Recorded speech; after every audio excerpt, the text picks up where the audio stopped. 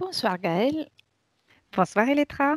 Alors, et aujourd'hui, on est pour le 73e cycle d'investigation. Donc, on est là. On a, comme d'habitude, un protocole fixe et puis ensuite une partie libre à explorer. Et quand tu voudras, on pourra partir en voyage.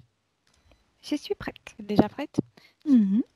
Quelle induction préfères-tu? Des 5 à 1, des 10 Ah à oui, 1? 5. Non, 5.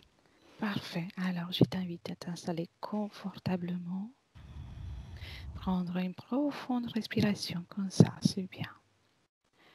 Et je vais compter des 5 à 1 et tu seras dans l'état parfait pour mener ce voyage. 5. Chaque respiration t'amène de plus en plus dans l'état parfait de relaxation. 4.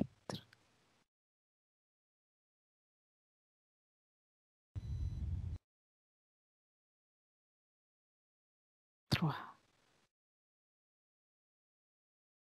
Et tu te sens agréablement lourd, de plus en profondeur.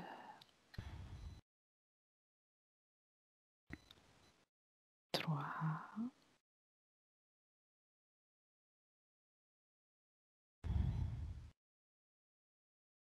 2.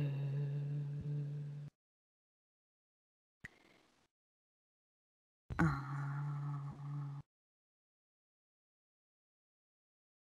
Bien, Gaëlle, je vais compter de 1 à 3.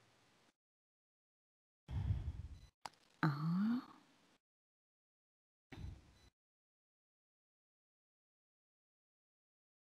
2. 3. Comment te sens-tu, Gaëlle? Bien. Alors, je vais commencer déjà avec la première question. L'éther est-il capable de mémoriser en permanence toutes les pensées, les actions produites dans n'importe quel espace-temps? Oui ou non? Oh oui. Oui. Que perçois-tu ou que vois-tu à ce sujet? Des lignes. Que des lignes qui se superposent les unes et les autres. Encore et encore en continuité, comme si il y avait un infini de possibilités de lignes. D'accord.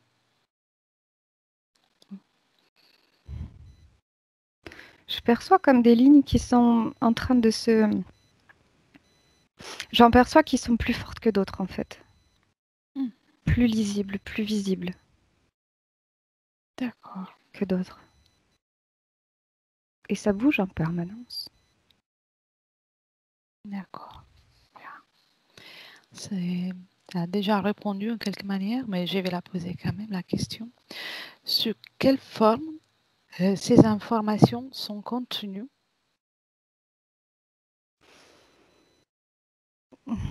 Des lignes, moi je les vois, moi, comme des lignes. Ou des chiffres ou des numéros qui défilent. Une suite d'ondes.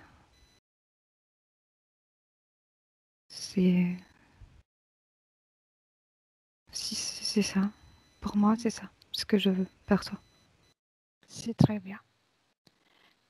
Perçois-tu ou visualises-tu des termes ou des symboles qui représentent le contenu de ces informations présentes dans l'éther? Écoute, symbole, un vase. Je vois un vase. Un vase ou qui se transforme en pichet. Comme tu sais, c'est comme si il suffit juste de se servir pour avoir accès à l'information. Ça, c'est intéressant. Veux-tu rajouter quelque chose d'autre? Si je regarde donc tu me parlais de symbole et le symbole que je vois, moi, c'est comme un pichet en vase et j'en vois plein en fait. J'en vois plein et c'est comme si ces pichets-là sont eux-mêmes gravés d'informations. C'est comme chercher une information et s'orienter selon ce que tu cherches sur ce qui est écrit sur chaque pichet, chaque vase. Chaque vase a des informations différentes. Mhm. Mhm. Et en même temps, je les vois tous dans un seul vase. Je vois tout à fait. Bien. Accéder à ces informations signifie avoir des informations sur le passé, les présentes et l'avenir de toutes choses aux personnes. Je vois qu'il y a je vois, oui, et ça bouge, les lignes bougent. Et je vois aussi qu'il y a comme du contrôle sur ces informations. Comme si quelqu'un se présentait en barrage et disait non, tu n'utiliseras pas ce pichet. Tu prendras ce vase-là ou tu vois. Ça, c'est très intéressant aussi. C'est juste un intermédiaire entre l'information D'accord. et le besoin d'avoir cette information, de lire l'information. Il y a quelque chose d'autre que tu vois d'intéressant? Cette notion de contrôle, de transformation de l'information, mais c'est tout. Y a-t-il une relation entre le karma et cette sorte de mémoire cosmique de nature éthérique? Oui, non, ou en partie? Il faudrait que la réponse qui me vient, c'est non, mais je veux bien que tu reposes la question. Volontiers, oui. Y a-t-il une relation entre le karma et cette sorte de mémoire cosmique de nature éthérique? Le karma, il est relié à la mémoire cosmique? Pratiquement. Ça ne fait pas sens pour moi, mais quand tu me poses la question, je vois une roue, la roue du karma, et je vois en fait plein de morceaux sur cette roue, et je vois qui sont symbolisés par une personne, et c'est comme si elle sort de la roue, et il y a une main qui la remet dans la roue, qui lui dit non là, là. D'accord. L'information est mise. J'ai la notion encore de contrôle, d'orientation. Ouais. Orientation. Donc, oui, c'est pas vraiment une relation, si j'ai bien compris, avec ces mémoires cosmiques, avec les karmas. Oh. Le lien entre la mémoire cosmique et le karma. Vois-tu la relation et quel genre? Non, quand tu me poses cette question, donc je voyais cette main qui remet dans l'ordre, et sinon je vois juste une étoile qui brille. Je vois une étoile qui brille sinon. Très bien, très bien. Et, y a-t-il une relation entre les libres arbitres et la mémoire éthérique? Oui, non, ou en partie. Ok, la réponse qui me vient, c'est oui. Tu veux bien me reposer la question, libre arbitre? Si les libres arbitres est un lien avec les mémoires cosmiques, les mémoires qui sont dans l'éther. Oui, oui, oui. Oui, je vois encore une fois symboliquement la vie d'une personne qui est travaillée de manière à ce qu'elle soit dans la roue, tu sais, ronde.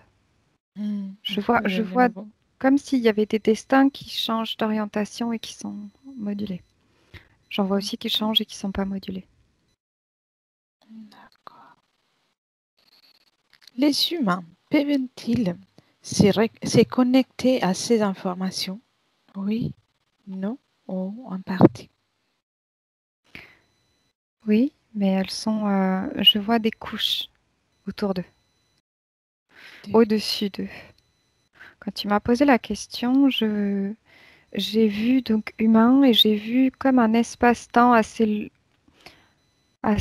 dense entre les deux, entre l'information et eux, et humain. Je vois. Je vois. Comme un fossé. C'est gros. c'est intéressant aussi. Les chroniques akashiques, aux mémoires akashiques, aux dossiers et archives akashiques. Il y a plusieurs termes qui expriment un concept ésotérique répandu en Occident. Oui, je suis dans une bibliothèque immense. Pardon, la question elle est un peu plus longue. Répandu en Occident par la doctrine théosophique vers la fin du 19e siècle. Perçoit-tu une corrélation avec ce qui émergeait jusqu'à présent? La main qui refaçonne. La main qui refaçonne. Peux-tu expliquer?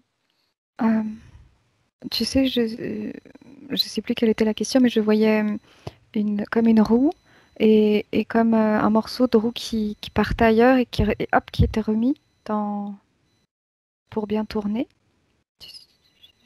J'ai vu ça tout à l'heure. Là, je suis. C'est comme si je regarde à qui appartient la main, je suis à celui qui est dans la bibliothèque. À ceux, il y en a beaucoup. Et je ne sais pas pourquoi, dans les terres, je sais où elle est localisée. Je la vois localisée d'endroit. D'accord. Bizarrement. Ça, c'est un nom qui a été donné, surtout le fait de parler d'archives akashiques. C'est un nom qui a pris naissance au début du 19e siècle. C'est ça. Que vois-tu à ce sujet? Je reste toujours dans cette espèce de bibliothèque, mais je vois différentes pièces, différentes manières de rentrer. On peut rentrer à gauche, à droite, en bas, en haut, dessus. Et ça peut être un endroit où il y a des parchemins, ça peut être un endroit où il y a une bibliothèque immense et plutôt moderne. Voilà. Et en fait, cette bibliothèque, elle est localisée dans... Tu sais, je te parlais d'un fossé entre humain et une source d'information, et c'est localisé là-dedans, entre les deux. Dans un endroit particulier entre les deux. D'accord. De ce que je vois, moi. Bien. Et c'est marrant, quand je regarde la bibliothèque, elle me fait penser à un... Tu sais, quand on joue je sais plus comment ça s'appelle, carré, il y a plein de couleurs, il faut remettre les couleurs. Ah oui, j'ignore Tout mélange. comment on l'appelle en français, la vérité. Mais... C'est tout mélangé. C'est ça ressemble à ça. Enfin, c'est très intéressant. Alors, la 13e question, tu as déjà répondu en partie. Donc, je passe à la suivante. Y a-t-il ou existe-t-il des interactions entre les humains et ces archives akashiques? Non, oui, en partie. En partie. Quel genre d'interaction? J'en vois qui ont envie d'aller dans la bibliothèque. Ils y vont, pour eux c'est normal. C'est un moment pour aller se ressourcer. De ce que je vois de leur point de vue en tout cas. C'est aller lire, aller s'informer, étudier, réfléchir et trouver une solution. Une orientation. Refaire, mieux faire. Ça ressemble à ça. D'accord. Et y a-t-il des interactions entre les archives akashiques et des êtres non humains? Oui. D'accord. Oui, c'est eux que je vois souvent aux portes de la bibliothèque. Voilà. Donc, on était à la dernière question, j'en profite tout de suite. Et dans cette bibliothèque que tu observes, on peut voir soit des humains que des non-humains, c'est correct? Oui. Il me semble. Oui. Ils peuvent interagir entre eux ou c'est juste un endroit où prendre des informations. Ça peut devenir un endroit commun pour communiquer aussi entre des espèces différentes. En fait, quand tu me poses la question, les humains, je les vois pas en interaction entre eux à l'intérieur. En fait, c'est comme si quelqu'un se rend dans la bibliothèque, prend des livres, étudie, réfléchit. Il y en a d'autres qui étudient, mais ne communiquent pas. Ils se voient, mais ils ne communiquent pas. Et Mais y par, a-t-il... Oui, vas-y, pardon. euh, il y a des conseillers qui viennent. Il y a des conseillers qui viennent. Et ces Conseillers, conseillers sont tous extraterrestres? oui. D'accord. Avec des apparences humaines, pour certains. Quel genre d'ADN vois-tu en général dans cette bibliothèque? Humanoïdes, Humanoïde. Ils appartiennent tous hybrides, à même hybrides aussi. hybride. Ouais, même à la même population, ou ils viennent aussi depuis des endroits différents. En fait, c'est quand je regarde, c'est comme si j'étais sortie de la pièce où je suis dans cette grande, grande bibliothèque. C'est comme si j'avais pris de la hauteur. Je prends du recul et cette espèce de gros carré qui bouge et je vois qu'on peut rentrer. En fait, en dessous, je vois autre, autre type d'entité qui rentre avec quelqu'un. Hmm. C'est comme si c'était tellement immense qu'en fait, tout le monde a sa place. Et chaque être, essence de l'univers, donc a le droit d'avoir une place là. Oui, ou en fait, j'ai l'impression qu'il y a quelque chose de commun à tous, à chaque fonctionnement, à chaque manière d'interagir avec les consciences. Et du coup, c'est comme venir se garer quelque part là-dedans. C'est comme si tu pouvais l'étendre, le rétrécir, enlever, rajouter des pièces, les changer, les modifier. Parce que je vois des pièces où on est comme que des nuages. Et il y a-t-il des informations différentes? Oh, J'ai la notion de karma qui vient. karma, oui, justement. Après, Là où je suis, c'est dans une des pièces où il y a des nuages. Il y a un des conseillers, que j'ai vu ailleurs d'ailleurs, humanoïde, qui est à côté de quelqu'un et qui lui montre comme un livre. Hmm. Et, et qui lui conte une histoire. Je suis très curieuse de voir qu'est-ce qu'il y a dans ce livre. C'est un livre de tellement d'histoires, ça commence comme écrit en parchemin, voire même des choses comme latin. Je vois écrit en latin avec des calligraphies. Hmm. Et puis on avance, et puis on avance. Je vois même des écrits que je connais pas encore, de plus tard. C'est un livre avec énormément d'informations, énormément de langues, de comme si c'était du plus ancien au plus moderne. C'est Cela concerne la Terre, par exemple, ou aussi d'autres planètes, ce livre en particulier. non, ça concerne la personne qui est avec le conseiller. D'accord, d'accord. Et, Je vois des informations, oui, sur d'autres endroits. Mais elles sont comme pas sous scellées, mais elles sont pas accessibles. C'est comme le noyau de cet endroit. Il y a des informations qui sont comme. C'est comme si on avait une volonté de les cadenasser. hmm. C'est l'intérieur de cet endroit, de l'endroit. Il y a une pièce en fait à l'intérieur, oui. Hmm. Comment te sens-tu dans cette bibliothèque et dans cet endroit?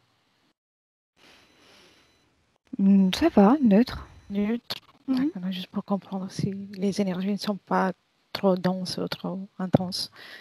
Ça va, ça va, ça va. Et, dans cette pièce ils essaient de cacher, de cadenasser, comme tu as dit, quel genre d'informations sont contenues? Des choses sur l'ADN et la végétation. Des choses sur l'évolution. Et toutes les végétations, par aussi concernant les planètes différentes. Oui. Oui. Oui, je vois des informations sur une bulle. Une bulle, quelque chose de très léger. Des informations sur quelque chose de léger, coloré et en même temps subtil. De doux. En tout cas, il y a quelque chose là-dessus. Et y a-t-il des gardiens Ah, oui. Oui. Je les avais pas vus, mais quand tu as dit le mot, je les ai vus apparaître, oui. Oui, oui. Et quel ADN ont-ils? Le même que celui qui conseillait l'autre. Mais sauf que là, il se présente très grand. Il se présente comme de taille immense. Immense. Il se présente immense. C'est le même ADN. C'est Ils sont deux. niveau fréquentiel, tu te sens bien à côté de lui ou comment Oui, ça va? Ça va? bien. Je peux me grandir. Ça va. Oui. Est-il d'accord pour répondre à des questions, bien sûr, en télépathie, juste ou il est trop occupé? Et sur le coup, il dit non avec la main, mais il a préparé des cartes qu'il est prêt à donner. D'accord. D'accord. Il me demande de choisir des cartes. Bien. Il veut Comment jouer. ressens-tu Il veut ce jouer aux jeu? cartes. Ouais. Très On est timide. curieuse de voir s'il y a quelque chose d'écrit. Qu'est-ce qu'il veut nous dire? C'est peut-être c'est sa façon de communiquer, peut-être, ou peut-être communiquer différemment aussi. Il veut jouer le rôle du sage, du rébut, devinette. Tu sais à quoi il fait référence? Pour passer un chemin, il faut répondre aux devinettes des grands. Faire preuve de sagesse pour comprendre. C'est ça, c'est l'image. Pour passer un chemin, il faut répondre aux devinettes. Oui, en fait, je vois l'image d'une histoire où il y a un enfant qui doit passer des portes et il faut qu'il réponde à des questions posées Bien. par les sages. Non, non, non, on ne va pas rentrer dans ce jeu-là. On le remercie en tout cas pour nous avoir montré ce genre de devinettes. On peut le saluer. Déconnecte de cette image, de cet être, déconnecte. Bien. Il y a une chose qui est revenue souvent quand on a à chaque question, donc ça doit être vraiment important. La rue du karma que tu voyais, Oui. par rapport aux informations qui sont dans les... Quelle est la relation par rapport aux annales akashiques?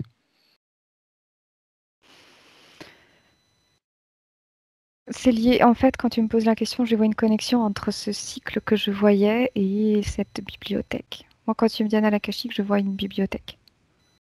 Ah oui.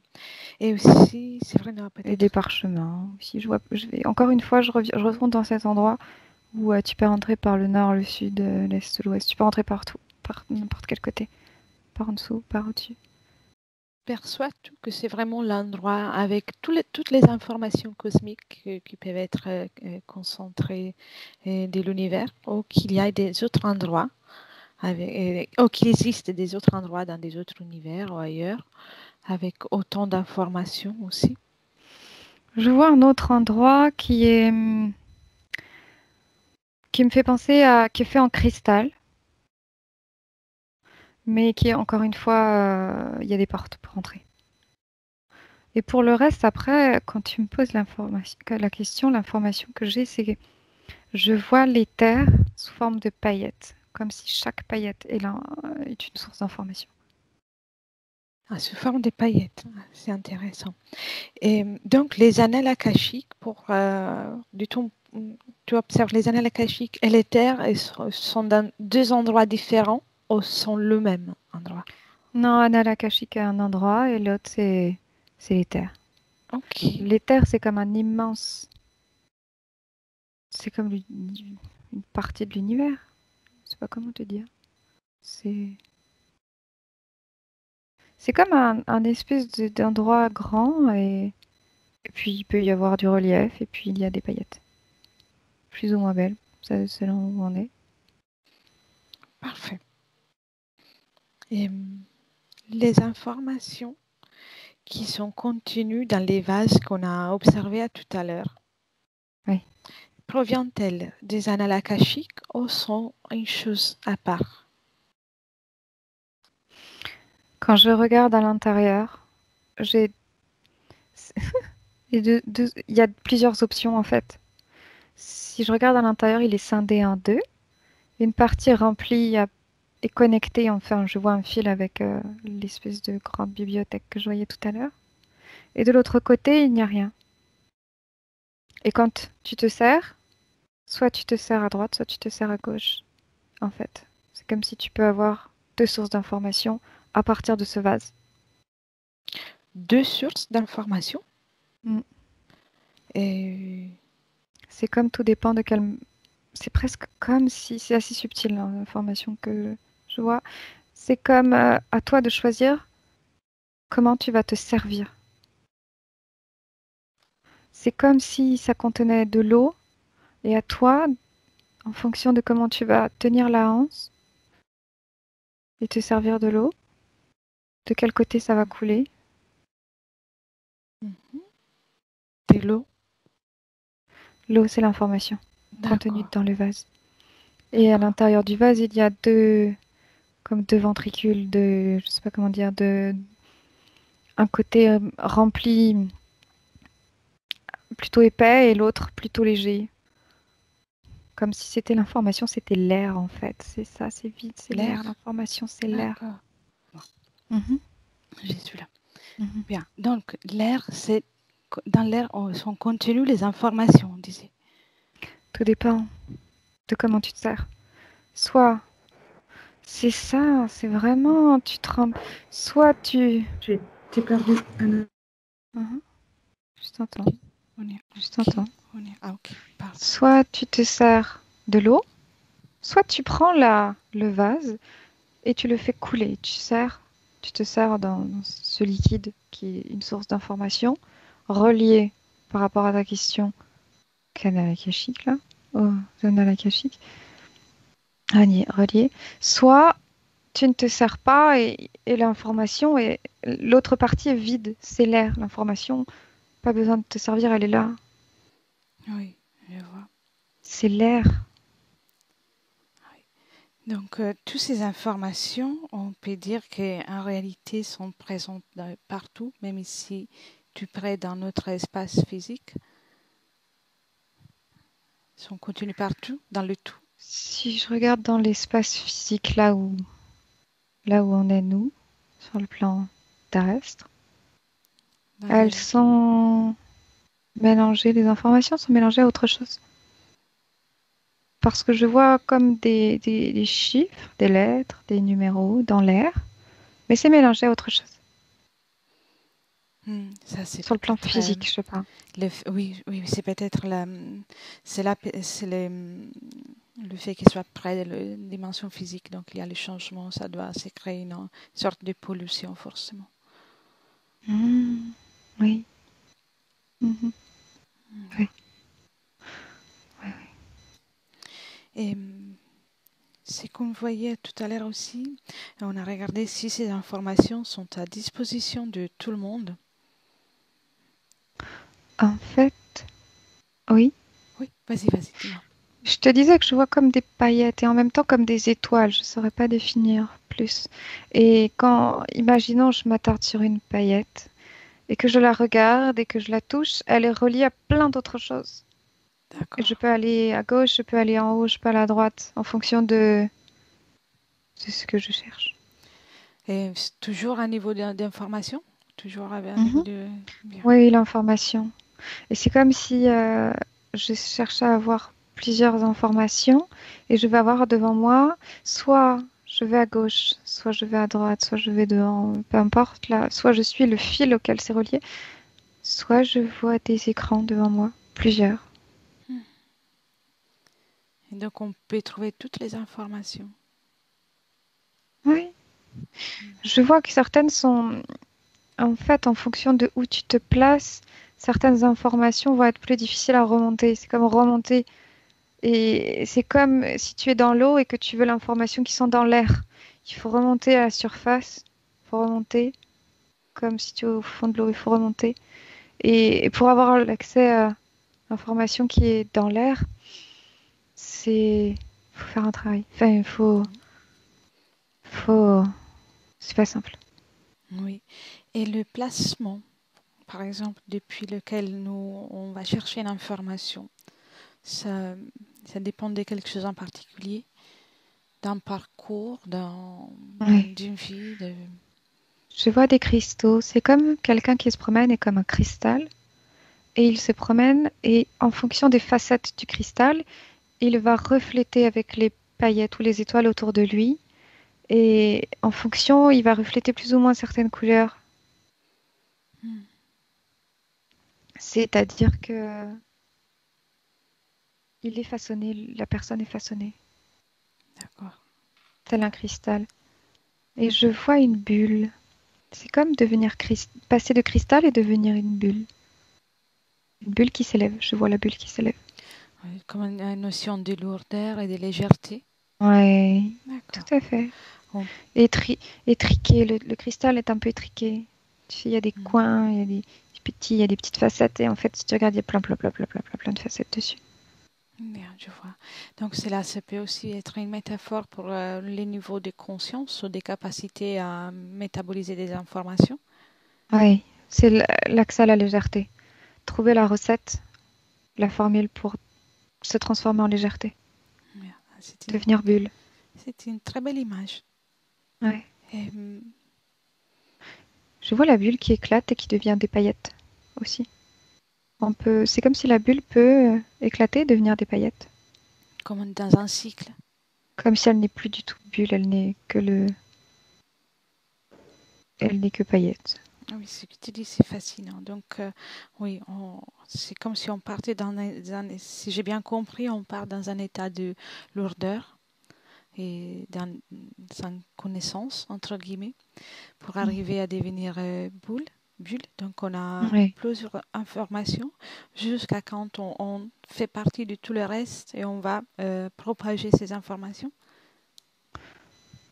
Même pas les propager, juste être. Juste Être. se promener. En fait, la bulle, elle se promène sans but. Elle se promène. Non, si elle bouge. Elle bouge. Bien. Et c'est comme si automatiquement, elle est conduite. Elle s'élève comme dans l'image que je vois, elle s'élève naturellement. C'est naturel.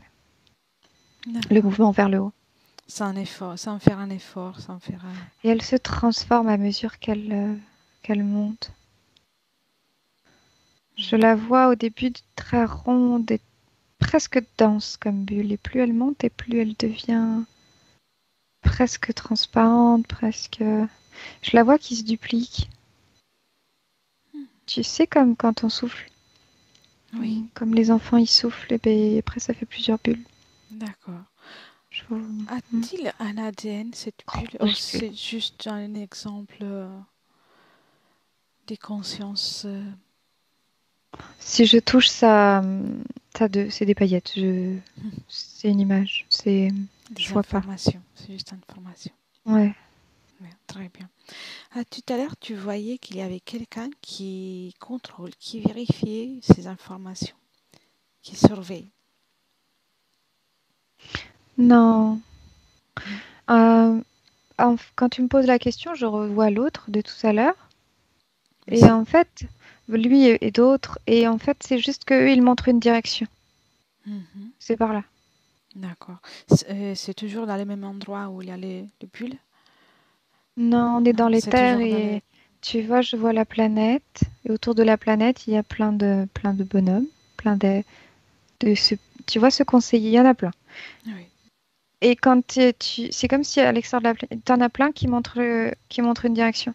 Mhm. En fait, tu les croises facilement. Et les bulles, les paillettes, elles sont en dessus de tout ça?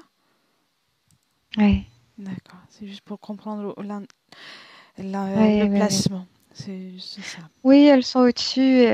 Oui, oui, elles montent, c'est comme de la mousse, ça monte. Ouais, ouais. Mhm. Ouais, j'en vois qui se promènent aussi, qui regardent ce qui se passe. On Mais peut... je les vois pas. aussi. Il y en a aussi qui... Il y en a qui rentrent, mais c'est toujours sous forme de bulles qui regardent. Mais il n'y en a pas beaucoup. D'accord. Dans Donc, cette parler espèce de des camping. libertés dans cet espace? Oui, certains, oui, je voyais. Tout à l'heure, je voyais comme une étudiante dans cette bibliothèque et différents conseillers venaient la voir. Et elle veut étudier. D'accord.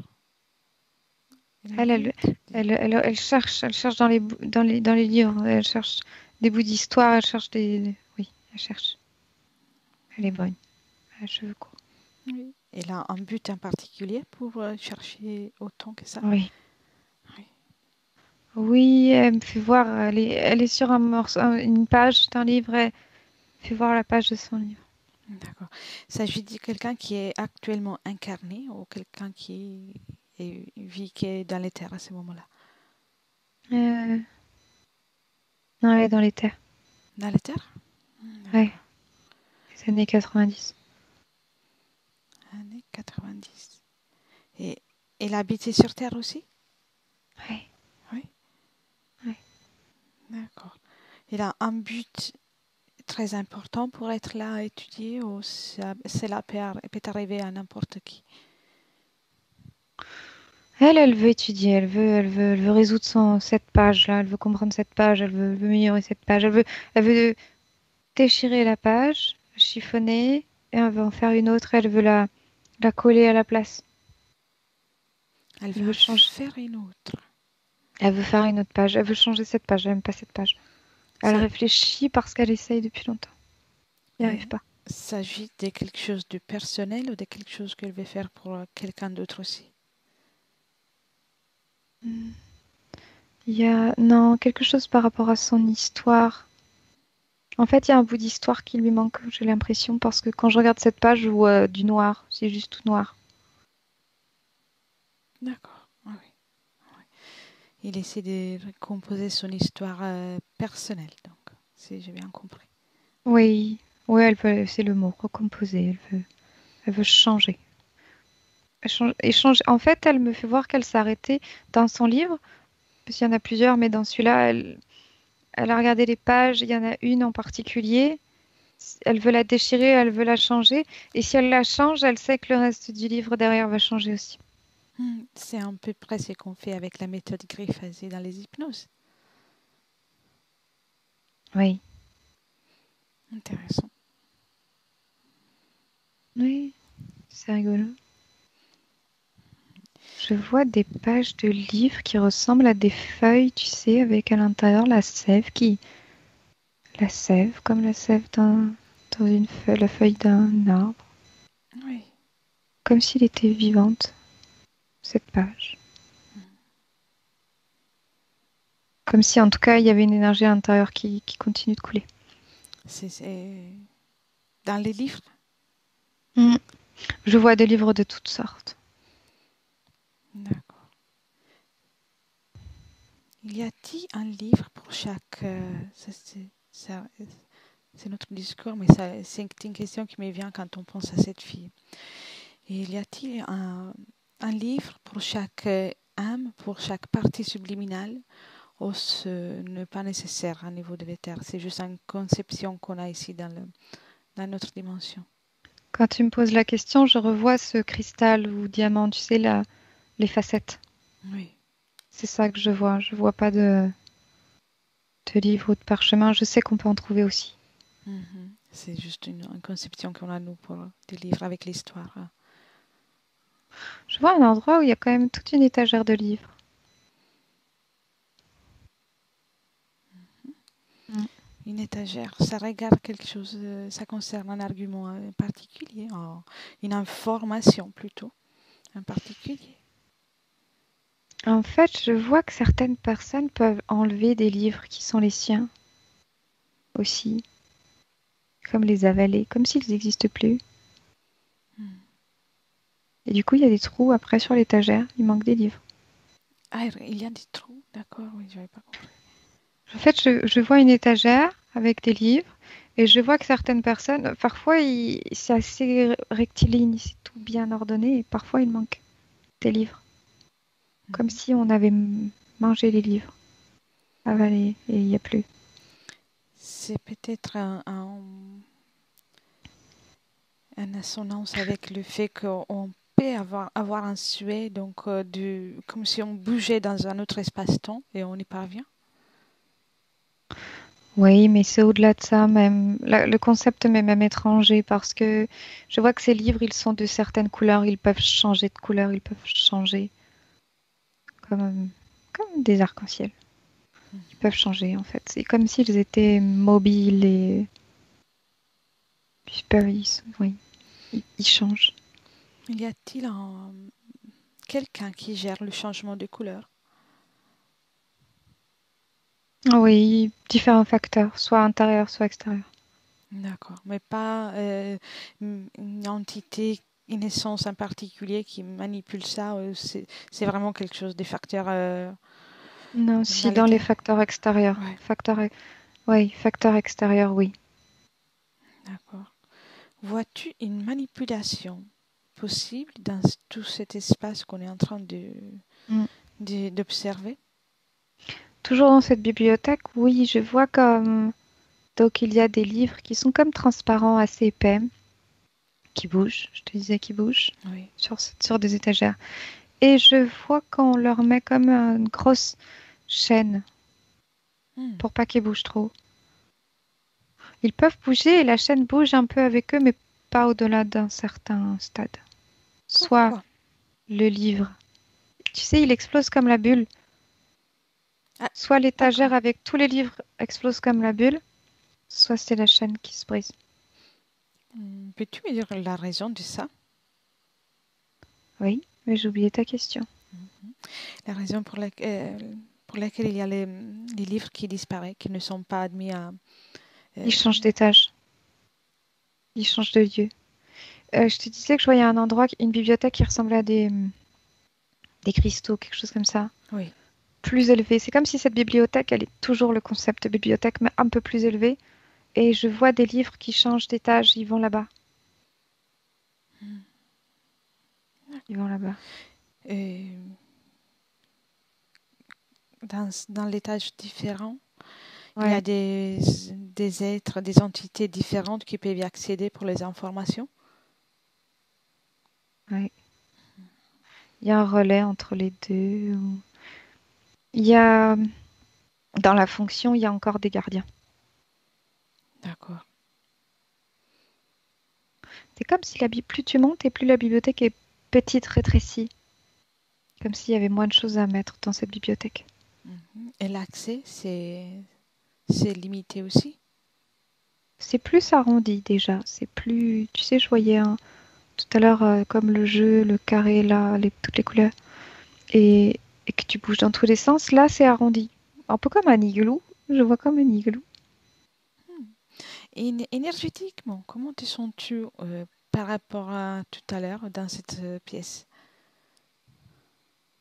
Toujours neutre. Toujours neutre. Je sais pas.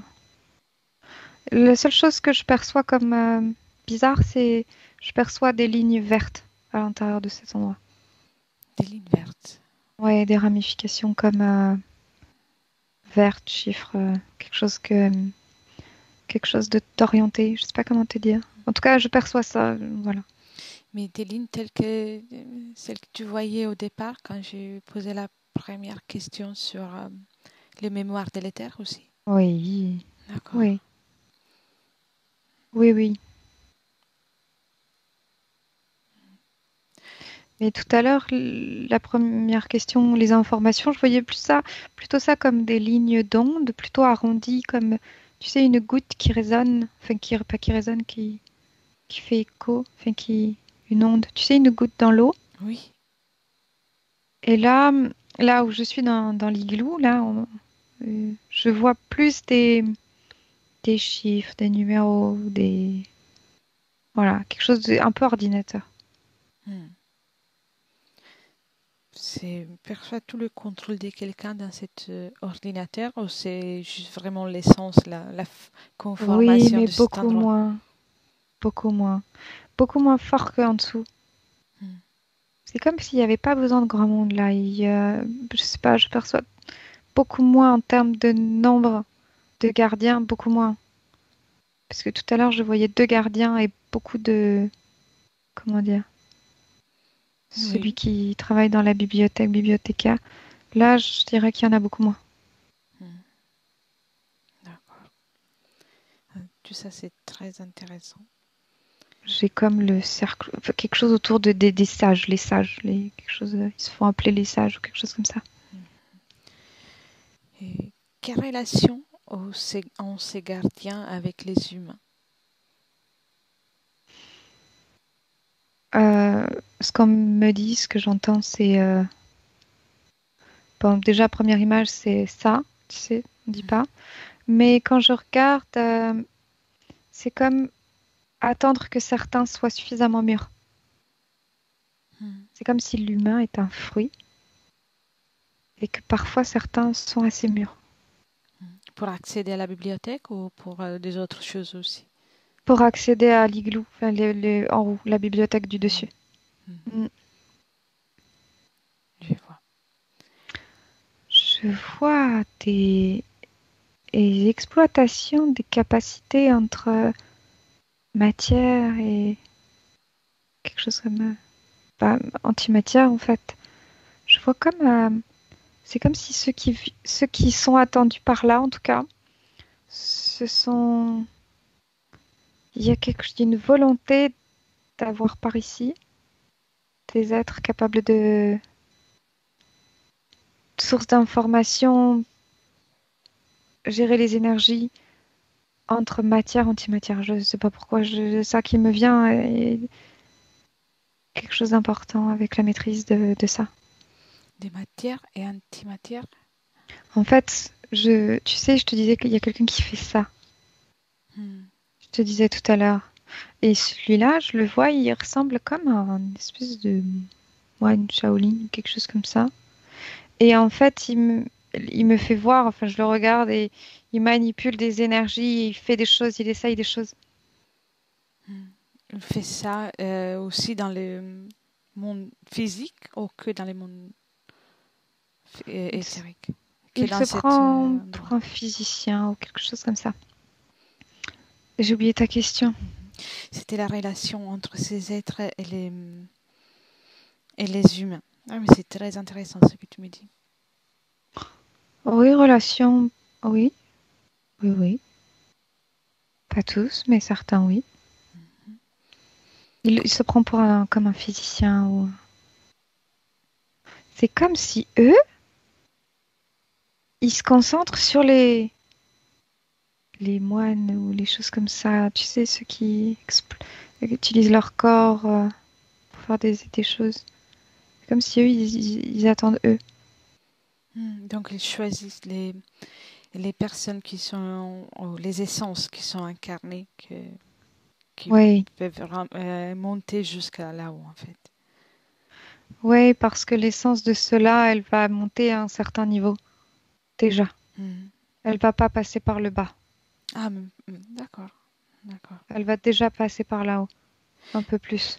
Ah, alors, par conséquent, je pose la question si quelqu'un de nous, un humain tout normal, est à mesure Mhm. d'arriver au moins en bas. Arriver en bas, pourquoi? Oui, dans la bibliothèque, ou peut-être en haut aussi, d'arriver. Ouais, je vois beaucoup qui arrivent en bas. Ah, Donc, d'accord. celui qui arrive en haut n'a pas envie d'aller en bas. Je crois bien, oui. C'est comme l'image que je vois, c'est comme prendre un toboggan très violent. Un toboggan à l'envers pour monter, ah, ou pour Ouais, descendre. pour descendre, si tu descends vers le bas pour aller dans la bibliothèque du bas, c'est violent. Mhm. Comme aller dans un toboggan que tu vas très secoué. Quelle est la différence d'informations qui sont contenues? L'expérience, l'utilisation reste sur matière, antimatière. Toujours ça, oui, c'est Je connais intéressant. pas tout ça, donc je sais même pas de quoi je te parle, mais en tout cas, il y a des étages où il y a des expériences qui sont faites. Et pour moi, tu sais, ces moines qui font déjà des expériences sur le plan physique, qui ont des capacités, je les vois intéressés aussi Hmm. pour aller dans l'igloo et regarder ce qu'ils peuvent faire. D'accord. Il y a Dans- participation presque volontaire, hein, et curiosité. En fait, ce n'est pas ils ont une absence d'information parce qu'ils ne vont pas la chercher. Du coup, ils restent près de l'igloo. Hmm. C'est intéressant pour eux. Pourquoi pas, D'accord. d'ailleurs. C'est intéressant. Ouais. Et dans cet igloo, il y a aussi des extraterrestres qui peuvent y monter. Ou... Pas tous. J'en vois qui montent et qui... Choc électrique. Pas Hmm. tous. En tout cas, peu importe l'espèce, la race, et l'important, c'est les niveaux de connaissances et la capacité à rentrer en contact avec ces informations, si j'ai bien compris. Euh, Oui, après, la seule chose que je trouve curieuse dans cet endroit qui me fait penser à un igloo, c'est que il y a quand même des êtres qui se disent être Hmm. les sages, les physiciens, ceux qu'on doit consulter, ceux qu'on doit écouter. C'est comme s'ils appartiennent à différents endroits, espace, je dirais peut-être même des planètes, et c'est comme s'ils ils sont importants là où ils sont. Hmm. Voilà. Et ils communiquent entre eux dès qu'ils se retrouvent là, ou chacun fait son travail, on va dire. Non, il y a une alliance entre certains d'entre eux. En fait, D'accord. entre au sein de cet igloo, ils sont peu nombreux, les conseillers, et ils se connaissent. Ils étudient des choses entre eux. D'accord. Ils se partagent des informations. Certains, oui, il y a échange d'informations entre eux. Ils expérimentent aussi. Y a-t-il eu récemment des échanges d'informations au sujet de la Terre? Oui. Oui, mais c'est comme si c'est pas elle qui les intéresse le plus. Hmm. Eux, ils veulent la crème de la crème. Je sais pas comment te dire. Ils ne prennent pas tous. Ils ne sont pas intéressés par tous. Qu'est-ce qu'ils aiment? Qu'est-ce qui les rend L'utile. l'utile? L'utile. L'utile. D'accord. Ouais. L'utile. Je décèle pas encore quoi, mais l'utile. Mhm. Mais il y a un transfert d'infos. En fait, quand je prends du recul, je regarde où vont les informations à partir de cet igloo. Hmm. Elles vont entre eux dans cette dimension, mais elles passent aussi dans la dimension du dessous. Il y a transfert d'informations. Certaines, pas toutes. Hmm. Donc, ils vont se rendre dessus, sont répandus partout, ils peuvent se répandre un peu partout dans les mondes Ce non sont, physiques. ce sont des lignes d'information, donc tout le monde peut les traverser, les voir. Elles sont accessibles, en fait. Donc, on peut presque parler d'un noyau concernant ce tigre. Oh, tout petit. Quand tu m'as posé la question, c'est tout petit. C'est un petit morceau d'un grand tout. Un petit truc, petite paillette Même l'igloo. verte. Oui, l'igloo, c'est... En fait, quand tu me poses la question, tout dépend de ce que tu cherches parce que je sais qu'à un moment donné, je ne le vois quasiment pas. Il est comme tout petit dans un grand tout. Et si je m'intéresse à lui, je me rapproche de lui, je le vois beaucoup plus Il n'y a gros. que ça. Oui, Ouais. je vois tout à fait. Tout dépend de si je le regarde ou pas, si je m'y intéresse ou pas. Parce que si je m'y intéresse, je peux avoir l'information comme en plein accès comme un phare Oui. Ouais, qui c'est éclaire. très bien. Comme toutes les choses, quand on donne de l'énergie, quand on cherche à faire quelque chose, on peut la faire apparaître. Donc, c'est tout à fait correct. Mhm. Bien. On, on va bientôt rentrer. Mais s'il y a quelque chose que tu as envie de dire encore d'intéressant, quelque chose qui attire ton attention, j'écoute volontiers. Hmm. Je Je pense qu'il y a besoin de décoder un peu plus cet igloo, mais je ne saurais pas te dire dans quelle direction parce que il y a des informations qui leur sont utiles à eux comme pour leur population. Hmm.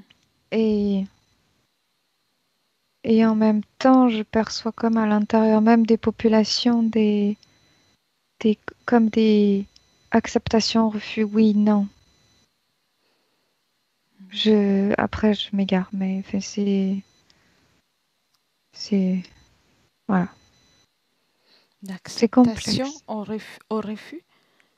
Oui, en fait, c'est comme comprendre des choses avec les expériences qu'ils font, parce qu'il y en a un tu sais, qui se dit physicien, enfin, qui étudie pouvoir des énergies. Et en fonction des informations récoltées, elles sont comme diffusées à certains membres de la population en fonction de leurs endroits respectifs. Et parmi ça, j'en vois comme certains qui veulent pas forcément exploiter les informations parce que ça résonne pas, d'autres qui sont curieux. Mhm. D'accord. Et là, Voilà. ça me fait penser à juste une dernière question, après je te laisse tranquille. Ouais.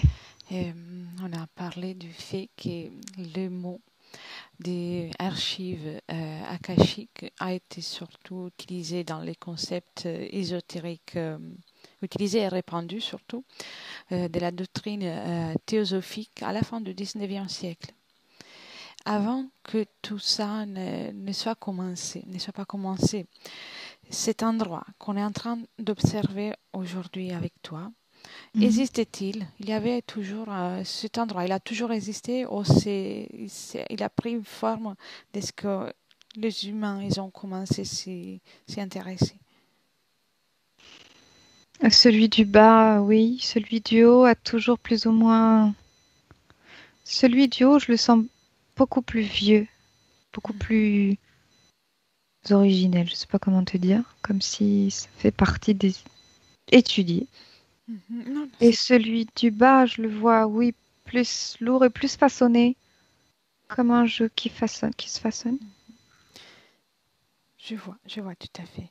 Et ça a eu un impact, le fait que plusieurs êtres humains ont commencé à s'intéresser à ces sujets avec les informations qui commençaient à devenir plus faciles dans la planète. C'est juste rajouter des couches, Mhm. rajouter des pièces. Par contre, il y a une autre image qui me vient, c'est, tu dis avant, et c'est comme si je remontais le temps, et qu'il y a toujours eu un loup pour manger un Mhm. petit oiseau. C'est ça l'image, c'est l'interprétation Non. que j'ai. Mhm. Et que, mais je sais pas pourquoi je vois ça. Non, non, c'est très clair et pertinent. Mm. Eh bien, bien. Alors, c'est très intéressant. Pour l'instant, on va s'arrêter là. Mhm. Et je vais déjà t'accompagner pour les retours. Commence par déconnecter. Déconnecte. Déconnecte de tout et de tous. Tu vas gentiment déconnecter de tout et de tous. Et tu vas te remplir de tes propres énergies, les meilleures, tes propres fréquences. Et ton corps, à chaque respiration, commence à être de plus en plus fort. Et tu continues de respirer. Un, continue de respirer, ton corps reprend toutes ses forces. Et chaque cellule commence à pétiller de joie et de bonheur avec toutes les fréquences que tu préfères. 2,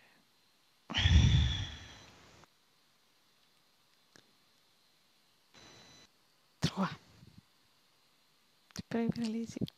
Oui, C'est revenu? oui, Ça a été? oui. Parfait. Alors, c'était intéressant. Il y Mhm. avait beaucoup de choses. Mhm. Della cosiddetta sessione di ipnosi investigativa. In realtà non esiste una sessione di ipnosi investigativa. Non che non si possa fare investigazione in ipnosi, però è che non esiste una sola sessione di ipnosi per dire si è fatta investigazione, per prendere quell'informazione come buona. Perché? Sappiamo intanto che l'informazione che arriva in ipnosi è molto contaminata, la percentuale di inquinamento dell'informazione è altissima.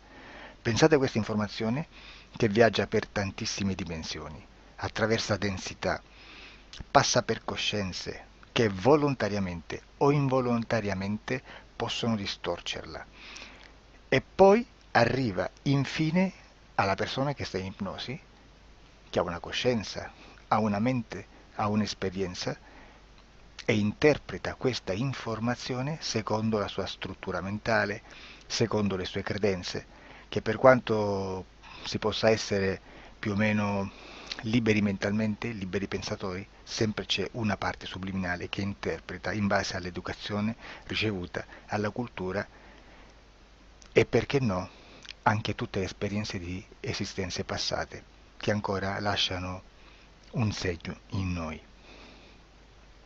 Per capirci, è come se dovessimo parlare con un'altra persona immersi nell'acqua, a qualche metro di distanza, cercando di utilizzare un mezzo, che è quello della corda vocale, che è fatto per produrre suoni da trasmettere nell'aria. Noi stiamo utilizzando questo strumento per far passare un'onda sonora nell'acqua o in un liquido. Chiaramente il suono viene completamente distorto, sempre ammesso che sia per il nostro corpo facile e non difficoltoso poterlo fare senza avere dei problemi come ingurgitare acqua o eccetera. Ma non solo. Supponiamo che per questo tipo di comunicazione utilizziamo anche due lingue diverse, per esempio un italiano e un russo o un giapponese. Per quanto possiamo anche interpretare il labiale, non possiamo capire quello che ci sta dicendo, perché la lingua è diversa. La lingua, diciamo, da dove parte l'informazione a dove arriva è completamente diversa, il codice, il linguaggio è diverso, ma possiamo anche cercare di capirci attraverso i gesti, attraverso le espressioni facciali. Per quanto sia ipoteticamente facile poterlo fare sott'acqua, però non dobbiamo dimenticare che l'acqua non è l'aria e può distorcere l'immagine, ma non solo. Dobbiamo anche pensare che l'altra persona, che parla un'altra lingua, che viene da un'altra cultura, potrebbe interpretare i segnali che noi interpretiamo come X in Y. Per noi un sì è abbassare la testa dall'alto verso il basso, per esempio, sì, e il no da sinistra verso destra, no.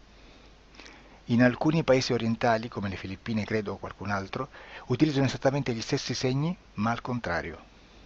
No, sì. Immaginate due persone di queste due culture che stanno cercando di comunicare in maniera così difficoltosa e alla fine non gli rimane altro che interpretare il linguaggio corporale. Sì, che per l'altro invece no. Cosa voglio dire con questo esempio estremo? Che l'informazione da dove parte a dove arriva viene completamente deformata. Non sappiamo esattamente quale percentuale perché ogni situazione è a sé stante, però la percentuale di inquinamento, di distorsione, di contaminazione di questa informazione è assolutamente alto. Quindi fare una sessione investigativa, mettere una persona in ipnosi e chiedere di Tizio Caio Sempronio di una situazione o chiedere certi dati è assolutamente controproducente, è assolutamente inutile. Quindi vi chiederete cosa fate allora voi quando fate ipnosi, quando fate delle domande, quando cercate delle risposte e con queste informazioni che vi arrivano lavorate sulla situazione esoterica del cliente. Beh, non facciamo altro che recuperare questa informazione solamente per arrivare al problema del cliente e poi lavorarci.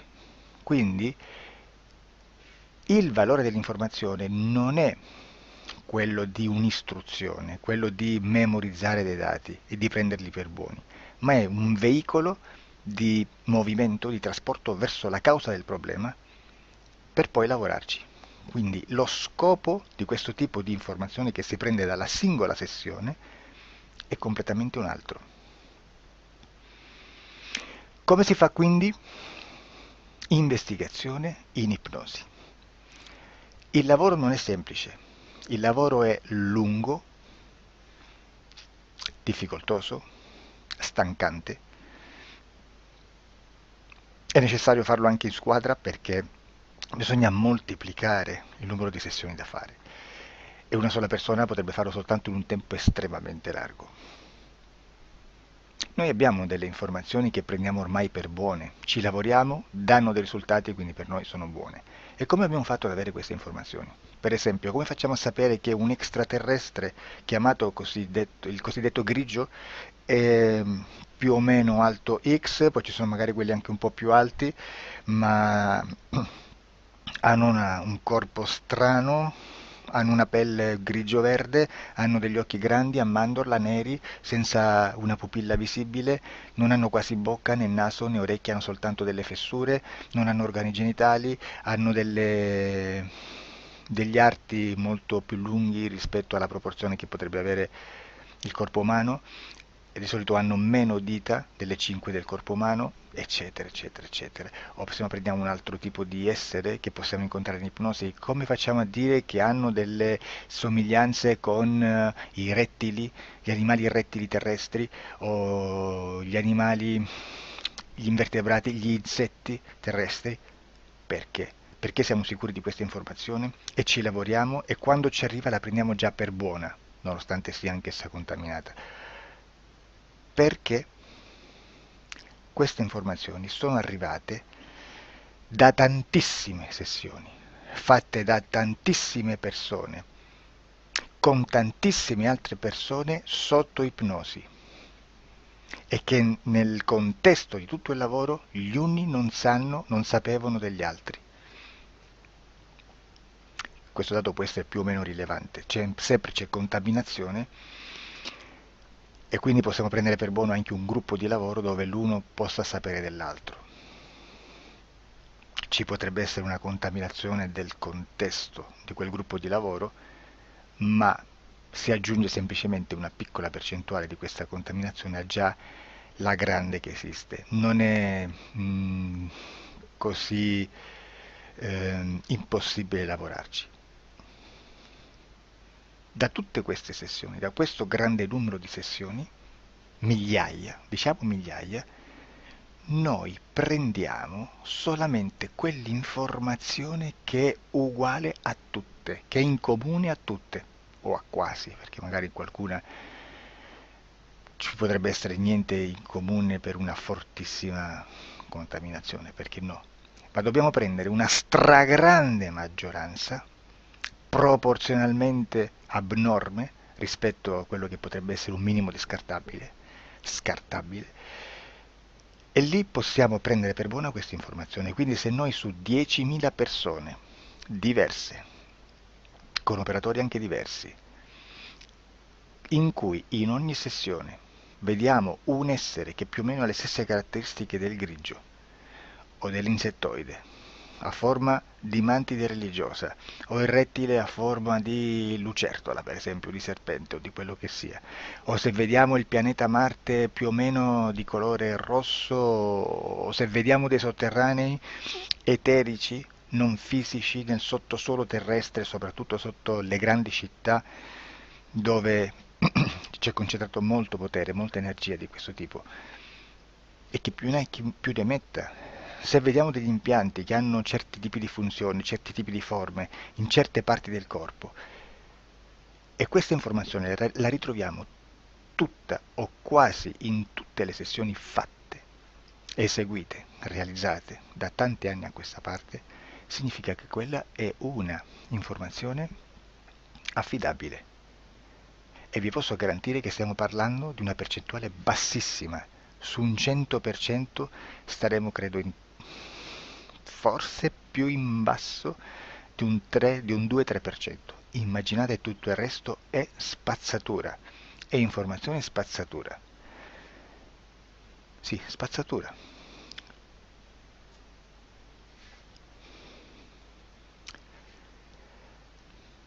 C'è anche un'altra cosa da dire. Supponiamo che un operatore faccia un'ipnosi e voglia andare a vedere cosa fa Tizio, cosa fa Caio, cosa fa Sempronio. Arrivano delle informazioni e si dice che Tizio è biondo, Caio è zoppo e Sempronio è uno sportivo. Intanto già abbiamo detto che una sessione soltanto non serve, d'accordo? Ma poi c'è da dire che una coscienza, un essere, in ambiente subliminale, la sua parte subliminale potrebbe non dare autorizzazione a questa fuoriuscita di informazioni. Mi potreste dire, e allora tu quando chiedi agli esseri cosa fanno, cosa non fanno? Beh, intanto la prendo sempre con le pinze perché abbiamo sempre detto che tutto è molto contaminato e mi serve solo per dirigermi da una parte. Ma c'è anche da dire che se un essere interferisce con l'altro, ha aperto un canale di comunicazione a cui non può ovviare, a meno che non lo recida, non lo annulli. Quindi quando io faccio la domanda a un essere, se lo faccio attraverso l'interferito, mi arriva l'informazione per un canale aperto che sottostà alla volontà dell'interferito. Sulla volontà dell'interferito parleremo in un prossimo video disclosures. Però, se io voglio fare un'investigazione sopra Tizio, Caio e Sempronio che non hanno nessun collegamento, nessuna interazione e nessuna interferenza con il soggetto con cui io sto realizzando l'ipnosi, non è detto che mi arrivi questa informazione. Assolutamente. Potrebbe esserci completamente un muro. Come potrebbe esserci informazioni perché quell'altra parte potrebbe autorizzare comunque. Ma non è detto. E comunque quando ci arrivano informazioni, in una situazione di non interferenza o non interazione, non possiamo sapere esattamente se sono informazioni che ha autorizzato la parte subliminale dell'altra persona o dell'altro essere, o qualche altro essere, qualche altra entità furba, approfitta della situazione, osserva quello che sta succedendo, si mette in mezzo, si fa passare per l'altro e dà informazioni, ovviamente distorte, prima perché poi non è detto che debba conoscerle, e anche se fosse potrebbe manipolarle a sua volontà e a suo vantaggio. E quindi immaginate che situazione ridicola ci si viene a trovare, in quale situazione ridicola ci si viene a trovare in questi casi. Da qui si vede quando un operatore riesce a utilizzare l'informazione in ipnosi come per lavorare su un soggetto. Da qui l'osservatore attento delle sessioni di ipnosi riesce a capire se quell'ipnosi è un'ipnosi affidabile, un'ipnosi con un livello di informazione certa, con una alta percentuale di informazione certa. Non vi nascondo che in futuro potrei anche impostare un lavoro per decifrare che livello di certezza di informazione c'è in un'ipnosi, analizzandola e spiegando il perché, spiegando i meccanismi di analisi di un'informazione in ipnosi, che poi anche è molto istintivo.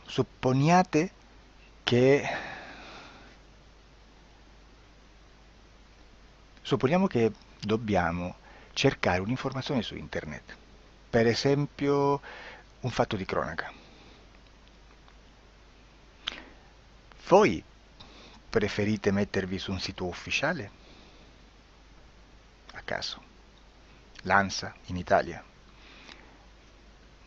ADN Kronos, qualche telegiornale, che per quanto possano manipolare l'informazione ad alti livelli, comunque possiamo dare affidabile la fonte dell'informazione che viene trasmessa. Non possono trasmettere una bufala sicuramente. Verrà sicuramente manipolata ad altri livelli. Ne parleremo in altri video, ma a livello base la fonte è certa. Sicuramente non andrete a cercare questa informazione sul primo sito, il primo blog che vi passa davanti e magari ha 4 followers. Perché? Perché non vi dà nessuna garanzia della certezza della fonte. Non c'è un controllo né nella struttura interna di questa agenzia di informazione e né dal grande pubblico, che per la quantità di persone che attingono quell'informazione si può dedurre se l'informazione è certa o meno, perché è un'informazione che passa in un pubblico così vasto che se ci dovesse essere una distorsione con la realtà è molto probabile che venga fuori. Credo che abbia detto quasi tutto sulle sessioni investigative. Prima di chiudere aggiungo che proprio per questo stiamo conducendo dei cicli di investigazione in ipnosi regressiva che comprendono tante sessioni con persone diverse, con una buona o eccellente suscettibilità ipnotica sicuramente, per poter indagare su spazi ristretti su alcuni temi. Perché dico spazi ristretti? Perché se andiamo a prendere eventi grandi nel tempo, nello spazio, storici, parlare di qualcosa di molto generico implica una quantità di sessioni abnorme. Immaginate se dovessimo fare una sessione investigativa sui buchi neri, quanta informazione ci sarebbe e quante informazioni da filtrare. Sarebbe quasi impossibile farlo in questa maniera. Ma se noi riduciamo lo spazio di investigazione, se noi prendiamo per esempio, investighiamo sulla pedofilia nella Chiesa Cattolica, ecco, se già restringiamo il campo d'azione è molto più facile che possiamo attingere informazioni affidabili, presuntamente affidabili, con un numero di sessioni sicuramente alte, ma ridotte rispetto ad altri tipi di sessioni molto più generiche, su temi molto più generici. Quindi per fare anche delle investigazioni su temi molto generici bisogna suddividerli in temi, in dettagli, per poi alla fine, quando tutta l'informazione è stata filtrata ed è stata dedotta l'informazione comune, si possono mettere insieme per cominciare a costruire il quadro, mettere insieme tutti i puzzles. Questo è il vero senso dell'informazione in ipnosi, quando si fa ipnosi investigativa. La sessione per risolvere una problematica, un problema, con una presunta origine esoterica di un cliente, di una persona, è un'altra cosa, sono altri metodi, altre tecniche e l'informazione si usa in un'altra maniera, ha un altro scopo. Grazie, ci vediamo al prossimo video. Disclosure.